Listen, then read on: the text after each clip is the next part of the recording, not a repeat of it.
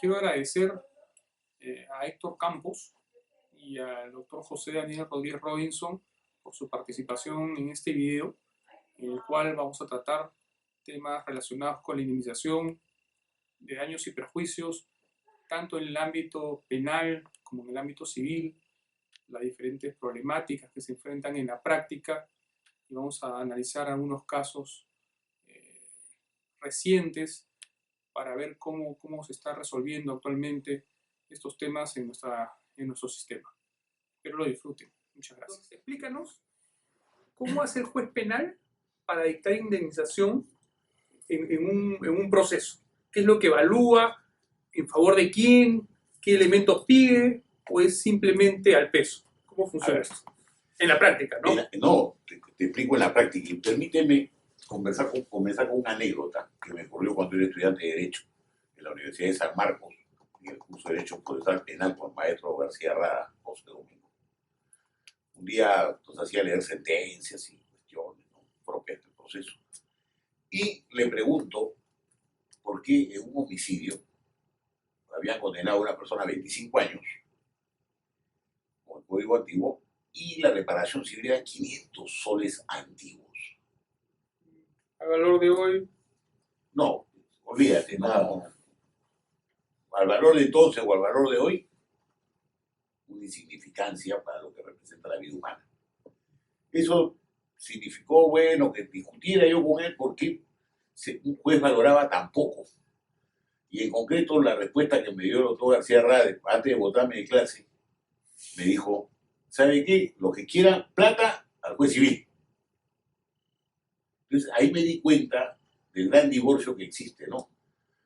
Más le preocupa a la justicia aplicar una pena grande que impacte en la sociedad que la reparación civil por el daño causado. Ahora, pero hoy día la normativa, ¿qué te dice? Con respecto Mira, la normativa es pobre, tanto en el Código de Procedimientos Penales del 40, lo que corresponde a la parte civil, como en el nuevo Código Procesal Penal, actor civil, ¿no?, con esta agravante que ahora te hace una distinción, ¿no?, de que en el nuevo código se exige que si se constituye un actor civil, desde ya tiene que promover su pretensión resarcitoria. Entonces no solamente deberá realizar actos de prueba para que se investigue y se descubra los autores, cómplices de un delito, sino que además vaya planteando, ¿no?, vaya fundamentando su pretensión resarcitoria. ¿Y eso es vía un incidente o es no, una... es en el mismo expediente del cuadro principal. ¿Y la pretensión tiene que ir solamente contra el autor del crimen o hay responsables? Bueno, si hay tercero civil, por ejemplo, típicos accidentes de tránsito, ¿no?, de empresas o de personas jurídicas, etcétera, que no conducían el vehículo, se tiene que hacer extensivo al tercero civil responsable, ¿no? Pero, ¿qué sucede?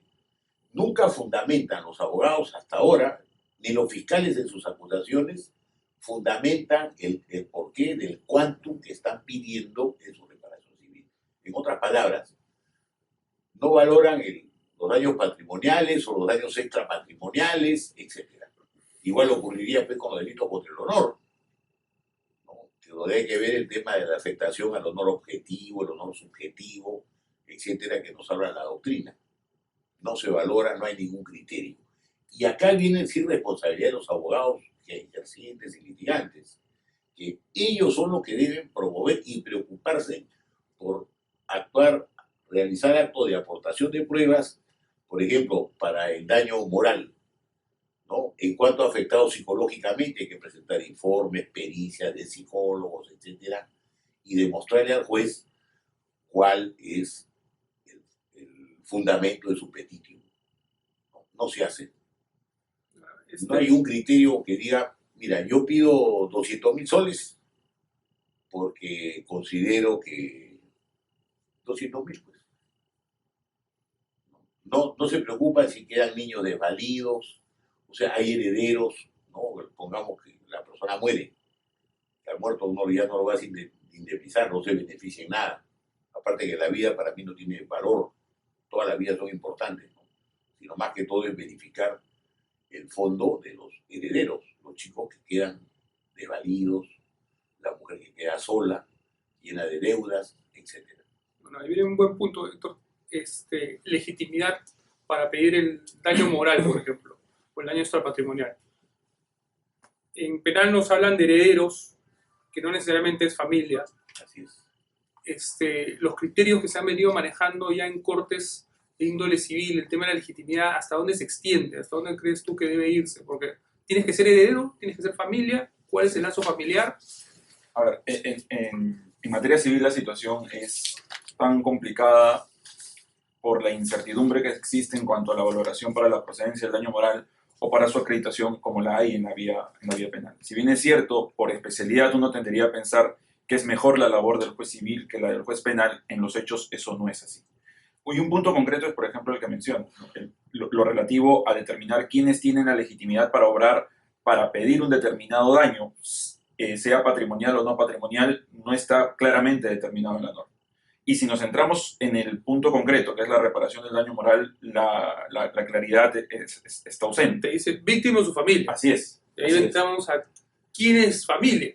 Queda claro quién es la víctima, pero para determinar el alcance del esquema o del alcance del término familia, ahí sí podemos entrar a discutir, porque tendríamos varias opciones. Tendríamos la familia reconocida en el Código Civil, tendríamos el esquema de la familia reconocida y elaborada por el Tribunal Constitucional, tendríamos el esquema de familia como familia alternativa, la familia legalmente constituida, y determinar en qué supuestos las personas están legitimadas o no para pedir daño moral legalmente no queda claro en la jurisprudencia tampoco. Sí, hace tiempo yo conversaba con Alex Plácido y me hablaba de la familia, por ejemplo, poliafectiva, el caso Badani. Ya. Badani tiene 6 mujeres, 7 mujeres, o la familia homoafectiva, que es la familia de parejas de un mismo sexo. Así es. Entonces, por ejemplo, en un evento que va a evaluar un juez penal por criterios penales, ¿les tiende a dar reparación civil o indemnización a este tipo de familias o se circunscribe, por ejemplo, a quienes son los herederos, como antiguamente se hacía? Y se sigue haciendo así. En materia penal, todos los jueces se circunscriben y se pagará una reparación civil a favor de los herederos legales de la víctima. Que puede haber habido Los herederos forzosos. Claro. Antes del proceso o que se tenga que hacer después del proceso para poder cobrar, ¿no? En vía de ejecución de sentencia. O sea, siempre se va a requerir una resolución que declare heredero. Hoy día es que ese es un tema que no se ha trabajado demasiado. Más que todo, hoy día que se busca que los jueces sean tan tecnificados, ¿no?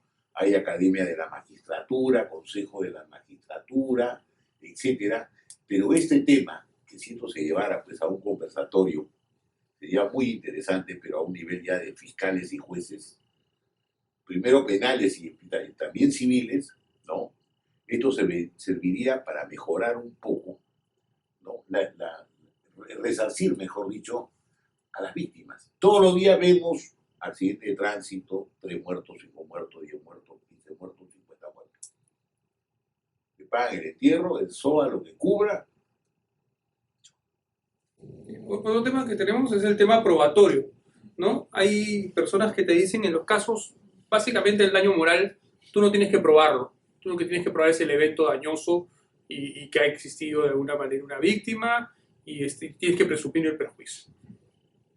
Otra teoría que va más al ámbito procesal, la teoría de la prueba, la carga de la prueba, te dice si hay que demostrar el daño moral.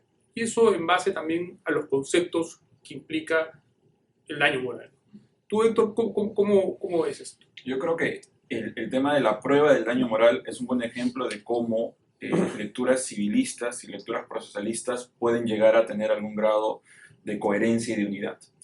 Desde un punto civil, se dice que para acreditar la existencia del daño moral no es necesario aportar ninguna prueba porque estamos frente a un daño, se denomina in re ipsa. ¿Qué quiere decir in re ipsa? Un daño que se deriva de los propios hechos que generaron la actuación. O sea, si muere el familiar o el padre de la víctima, pues entonces, ¿cómo se va a exigir prueba de que hay un sufrimiento detrás de la muerte de este familiar? Este dolor está reflejado en los propios hechos de la muerte. Si hay una lesión al derecho al honor o al derecho a la intimidad, pues entonces no se tiene que acreditar el mismo porque basta la invasión a la intimidad, basta la agresión al honor para que se configure el daño moral. Entonces dice, es un daño que no está probado. Yo creo que esta lectura civilista pierde de vista que a nivel procesal los medios probatorios no solamente son medios probatorios típicos, No. existen los que se denominan los sucedáneos de medios probatorios, en donde junto a los indicios tenemos a las presunciones. Y dentro de las presunciones, que si bien pueden ser legales o judiciales, las que importan son las judiciales. Si uno llega a entender que una presunción judicial permite que mediante el razonamiento el juez pueda arribar a una conclusión sobre la base de ciertos hechos, pues entonces la presunción judicial es precisamente el medio de prueba que complementa perfectamente la argumentación del daño in re ipsa. No es que el daño in re ipsa no merezca, no es que no merezca, no deba ser probado. Debe ser probado y el medio de prueba es la presunción judicial. Y eso es importante porque la presunción judicial va a exigir para su operatividad un requisito fundamental, que es la motivación que deba realizar el magistrado. O sea, no solo para determinar la cuantía debemos fijarnos a los criterios de motivación, sino también para fijar la propia existencia del daño. Yo creo que si uno entiende esta correlación que puede haber entre civil y procesal, las discusiones se acabarían. O sea, la forma de probar la existencia del daño moral es vía una presunción judicial. Claro, el problema es que a veces no se le da estas herramientas al magistrado, y ahí destaca un poco lo que decía Víctor hace un momento. O sea, hay una labor del abogado de aportar y facilitar las resoluciones del magistrado. A veces el magistrado dice, es evidente que hay un daño moral, y la otra parte va a cuestionar ese argumento porque dice, es evidente y por lo tanto no motivado. Si al momento de presentar la invocación del daño decimos, esto no es un tema de evidencia, es un tema de presunción judicial que tiene su explicación propia en las normas del Código Procesal Civil, se le facilita la labor al momento del juez para motivar ese extremo de su sentencia y que tenga una decisión por lo menos más sólida para ejecutar. Donde se ve la patología de esto, por lo menos la noté yo, es en el caso Utopía. En el caso Utopía tienes varios deudos y muchos heridos. Así es. Y a las familias de los deudos o a los heridos se le da, si tú has muerto, se te da un monto indemnizatorio que era uniforme para todas las familias. Si tú quedaste herido, se te da el mismo monto indemnizatorio sin importar el tipo de herida que has tenido. Con lo cual veías que el juez lo que le daba era un valor objetivo a vida y lesión, sin entrar a ver si, por ejemplo, esos padres habían perdido a su único hijo, o si era un padre ausente y una madre dedicada. Es decir, no miraba la magnitud del daño ni el menoscabo sufrido a la víctima, y lo mismo para saber el tema de las lesiones, ¿no? Una cosa es romperte un dedo, otra cosa es perder una pierna. Lógico. ¿No? Esto es una práctica común en el tema penal. ¿Cómo los jueces cómo hacen? ¿Qué evalúan? Y casualmente, y vuelvo a eso, ¿no? Sin ser repetitivo, los jueces han estado preparados más que todo para preocuparse, ya sea por presión mediática, de prensa escrita, hablada, televisada, a poner la pena más alta, olvidándose totalmente, ¿no?, del daño y el resarcimiento a las víctimas. Ese caso de Utopía grafica un poco, ¿no? Y ojo que ahí tenía un abogado fuerte como César Nagasaki, que ha estado luchando, el finado Lucho Delgado Aparicio, que luchaba no solamente por su hija, sino por muchos padres, ¿ya? Y que la sanción resarcitoria, que yo digo mucho, desde prefiero paguen algo a la víctima más que mandar 30 años de la cárcel a un fulano. Porque lo mandas a la cárcel 30 años y dices, bueno, pues yo no tengo plata para pagar, pues, ¿qué van a hacer? Demándenme otra vez. No hay un criterio. Y esto debería venir, desde el punto de vista penal, ya desde el Ministerio Público. Hoy ya que hay un nuevo Código Procesal Penal, el Ministerio Público como titular de la acción penal, etcétera, etcétera, la carga de la prueba, cuando promueve la investigación preparatoria, si es que los familiares de la víctima, en caso de muertes o de lesionados, no se han presentado al proceso, él puede sustituir en ese aspecto, ¿no?, las pretensiones resarcitorias, indemnizatorias a favor de la víctima, sin perjuicio de señalar la pena. Por ejemplo, acaban de detener a una mujer que en estado de ebriedad ha incurrido en un concurso de delitos. Entonces, por lo tanto, deben haber diversas reparaciones civiles por desobediencia a la autoridad. ¿Quién sería el beneficiario? La policía, el Ministerio del Interior. Por la seguridad pública, por conducir en estado de ebriedad. ¿Quién será? El Ministerio Público. Por las policías que puedan resultar lesionadas. ¿Quiénes serán? Las policías, no el Ministerio del Interior. Pero no, los fiscales no.